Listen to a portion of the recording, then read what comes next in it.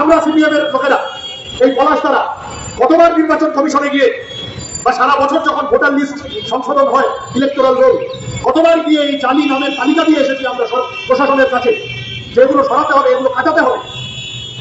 প্রশাসন নয়, রাজ্য প্রশাসন তো দূরের কথা, নির্বাচন কমিশনও তৃণমূলের কথা বাইরে কিছু করার চেষ্টা করে না। এই জায়গাটা চেপে ধরতে হলো।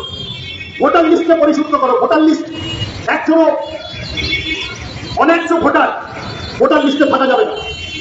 সেটা না করে বিজেপি ঝাঁপিয়ে পড়লো ভোটার লিস্টকে নাগরিকত্বের সাথে জুড়ে দেওয়ার টাকা। বিজেপি লাফাতে শুরু করলো, যার যার নাম ভোটার লিস্ট থেকে বাদ যাবে তাদেরকে দেশ থেকেও বাদ দিয়ে দেবে। বিজেপি লাফাতে শুরু করলো 1.5 কোটি 2 কোটি 3 কোটি লোক ঢুকে গেছে। আচ্ছা, কোথায় ঢুকে গেছে? দমদমে আছে রোহিঙ্গা? রোহিঙ্গা দেখতে কিরকম? কোন ভাষায় কথা বলো? আচ্ছা, দমদমে যদি রোহিঙ্গা থাকে তাহলে দমদমের বিজেপি নেতারা 5টা রোহিঙ্গাকে ধরে থানায় দিয়ে আসছেন না কেন? দিয়ে আসুন, তাহলে বুঝবো শুভেন্দু অধিকারী রোহিঙ্গা কিনা আমি জানি না, সুকান্ত মজুমদার আমি তো জানি না রোহিঙ্গা কিরকম দেখে। ওরা বলুন সুকান্ত বাবু রোহিঙ্গা নন, শুভেন্দু বাবু রোহিঙ্গা নন, দিলীপ বাবু রোহিঙ্গা নন। প্রমাণ করুন।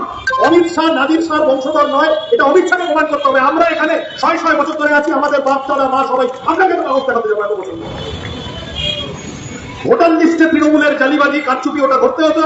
ওটা না করে তৃণমূলকে অক্সিজেন দেওয়ার জন্য ভোটার লিস্টটাকে হিন্দু মুসলমান ঝগড়া লাগানোর কাজে ব্যবহার করত। এই করতে গিয়ে মুসলমানের কি ক্ষতি হলো জানি না।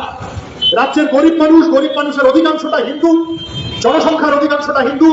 এই নাগের বাজারে যারা কথা শুনছেন, দমদম পুরনো বাঙাল এলাকা, উদ্বাস্তু এলাকা, আমরা সব উদ্বাস্তু পরিবারের সন্তান। আমাদের মতো পরিবারগুলো বিপদে পড়ে যায়।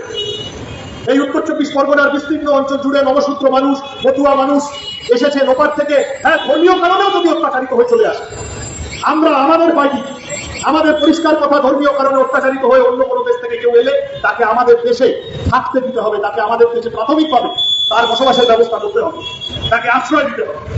যখন গৌতম দেব মন্ত্রী ছিলেন, যখন বামফ্রন্টের সরকার এই গোটা উত্তর 24 পরগনার বিস্তীর্ণ বেল্ট জুড়ে যে নবসূত্র মানুষ এসেছে, যে মতুয়া সম্প্রদায়ের মানুষ এসেছে, বামফ্রন্ট সরকার তাদের থাকা, তাদের কাজ, তাদের ভোটাধিকার সবকিছু করে দেয়।